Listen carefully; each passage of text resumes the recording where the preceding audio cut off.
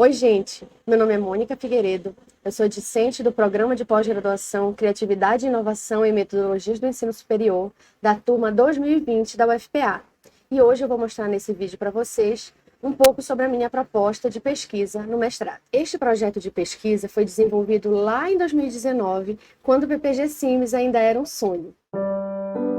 Ele consiste na concepção, desenvolvimento e validação de guias de orientação sobre os processos administrativos da pós-graduação na UFPA. Eu vou contar para vocês o que me motivou a abordar essa temática na minha pesquisa. Eu sou servidora técnico-administrativa na UFPA há 4 anos e desempenho as minhas atividades na Pró-Reitoria de Pesquisa e Pós-Graduação, mais precisamente na Diretoria de Pós-Graduação. Então, eu tenho contato direto com os principais públicos da pós-graduação, que são eles: coordenadoras e coordenadores de pós, secretários e secretárias acadêmicas, docentes e discentes. Essa experiência permitiu que eu vivenciasse diariamente todas essas dificuldades processuais específicas desse contexto. Foi quando eu percebi que as pessoas tinham dificuldade nos processos mais básicos da pós-graduação e que esses processos vinham com muitos erros. Ao mesmo tempo, eu notei que não tinham, naquela época, manuais, fluxogramas ou qualquer outro tipo de instrução para esse público. Foi baseada nessa dificuldade que surgiu a ideia de produzir as guias de orientação para os processos mais estratégicos dentro da pós-graduação. O objetivo é a otimização do tempo, dos recursos financeiros e a redução dessas idas e vindas de processo que só fazem a gente perder tempo.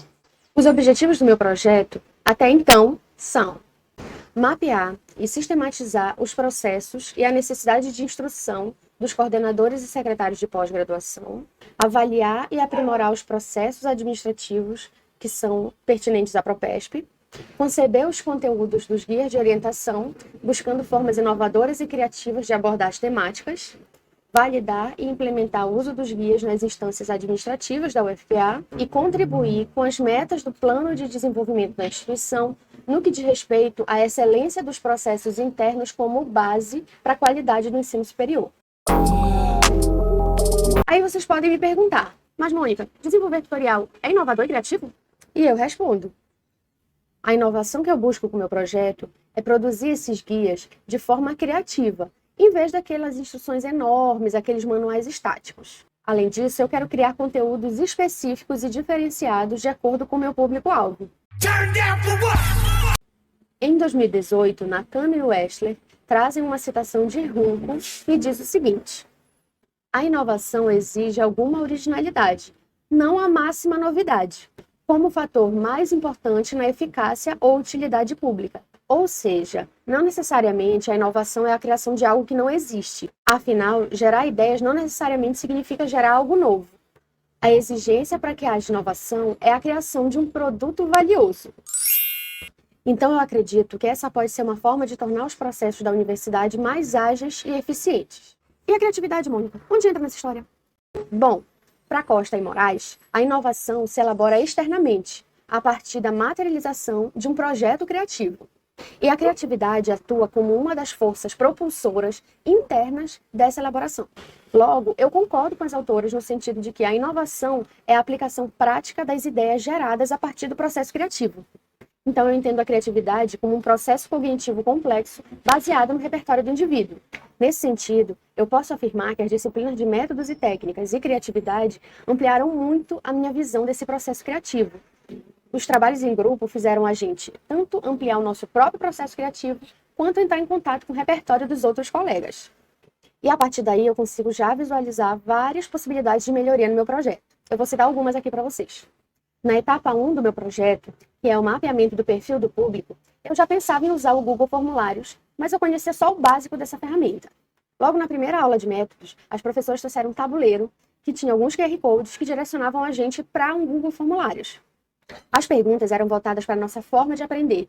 E aí, quase imediatamente, a gente respondendo as perguntas, as professoras tiveram um diagnóstico de toda a turma.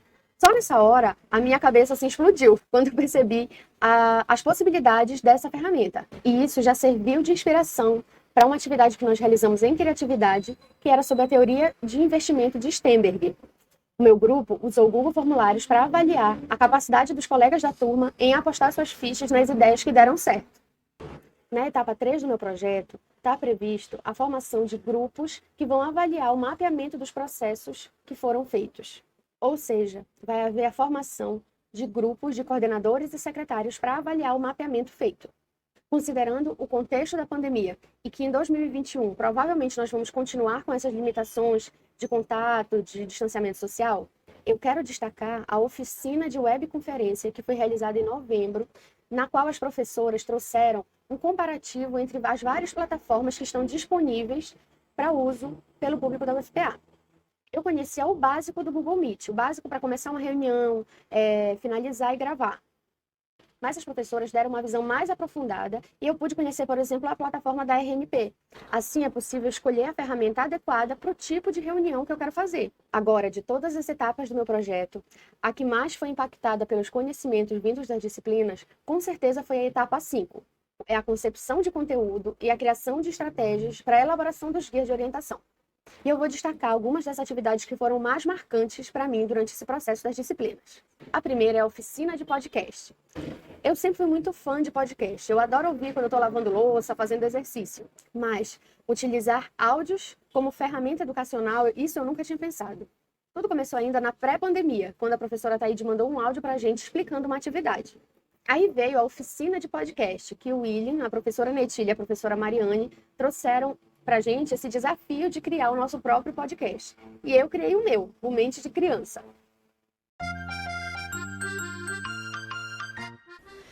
Olá, aqui é a Mônica e este é o podcast Mente de Criança. O nosso entrevistado de hoje é o Romero de Belém do Pará e ele é meu filho. Diz oi, filho, pro pessoal. Oi, galera!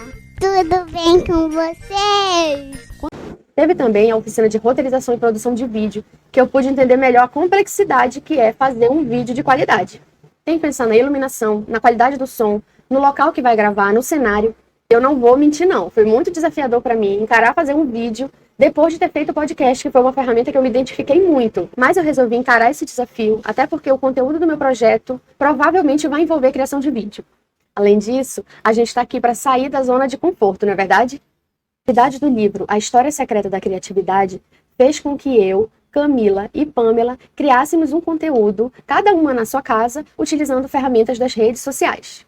Eu tive que vencer a minha timidez para encarnar a ótima Bernardes. A atividade da professora Elizabeth, da Escrevivência, fez com que a gente tanto conhecesse o Ailton Krenak, né, que é um autor super inspirador, quanto fazer aquela atividade a várias mãos no Google Docs. Eu poderia ficar mais uns 40 minutos falando aqui sobre as atividades que foram marcantes para mim nesse período, mas eu vou exercitar o meu poder de síntese e parar por aqui. Para terminar, eu quero falar um pouquinho sobre o que foi passar por esse processo do ensino remoto emergencial. Passar pela experiência de trabalhar em grupo e à distância, com colegas que têm perfis tão diferentes, foi muito enriquecedor para mim. Então é isso, gente. Obrigada a quem chegou até aqui e eu espero que vocês tenham sido contemplados no meu vídeo. Até porque deu um trabalhão, eu estava super tensa de gravar esse vídeo, tendo uma criança em casa e com medo disso atrapalhar a gravação. Mas deu tudo certo, o filhote contribuiu e é isso. Obrigada, gente, e até a próxima. Específicas desse contexto. Ao mesmo tempo, eu notei que não tinham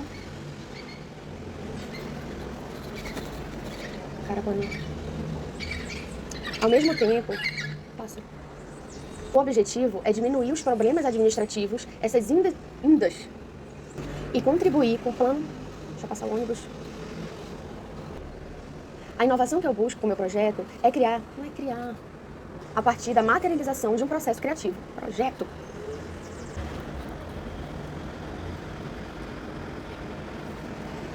Meu Deus, que sono. Oh, meu Deus, esse negócio tem que prestar. Vamos fazer tudo de novo. Vejam aí que belo nascer do sol. Aqui na fronteira do Marco com o Curialtinga. Obrigada, pessoal, e até a próxima. Ai, caramba. Ai, meu joelho. Voculho, vem cá. Vem pra cá. Você acordou bem na ola. Ai, calma. Peraí. Cuidado com o fio. Ai, menino. Tchau, tchauzinho.